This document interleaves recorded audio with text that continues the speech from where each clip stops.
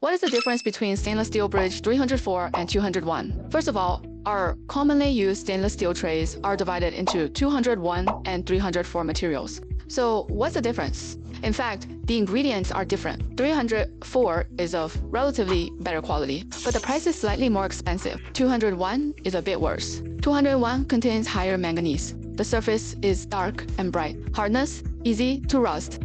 304 has more chromium. Good toughness, matte surface. It doesn't rust easily.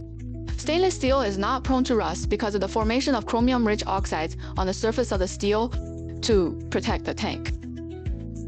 The amount of nickel content ultimately determines the rust resistance of the steel.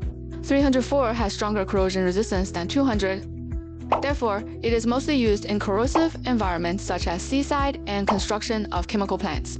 So, before you choose the bridge, let's take a look at which materials better meet your needs.